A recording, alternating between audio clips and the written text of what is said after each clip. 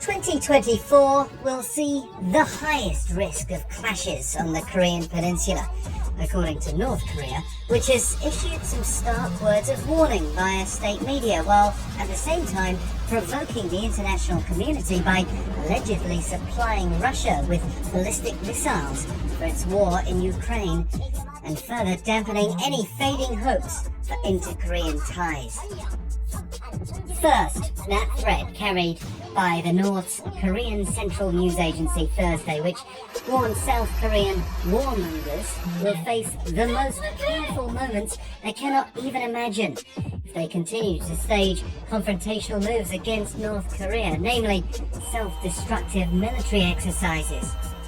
This week, South Korea's army carried out artillery and live-fire drills, while the Navy also conducted exercises involving warships and aircraft in a bid to strengthen South Korea's defense posture against potential North Korean provocations.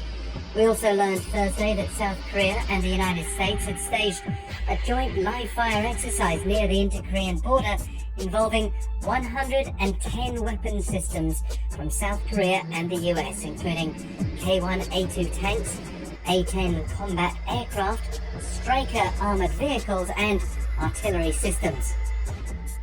And North Korea, which has been conducting its own winter military drills, cited the influence of invading forces such as the US and Japan when claiming that this year will witness the highest risk of clashes.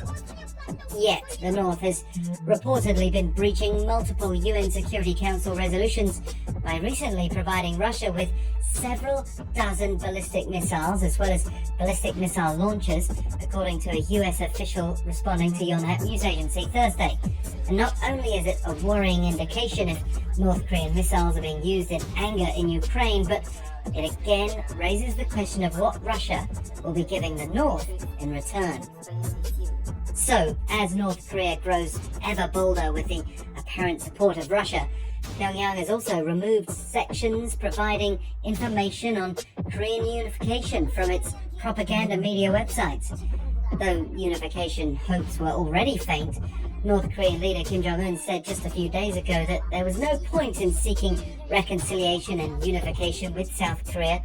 defining inter-Korean relations as those of two nations hostile to each other. And with North Korea also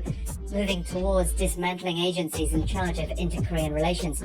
South Korea's Unification Ministry said Thursday it's decided to dissolve the foundation in charge of assisting the operation of a now shuttered joint industrial complex in North Korea's border city of Kaesong. Nearly 8 years ago, South Korea shut down the complex in protest against a North Korean nuclear test and long-range missile launch. In 2020, the North blew up the Joint Liaison Office at the Kaesong complex. But in 2024, inter-Korean relations look even more bleak.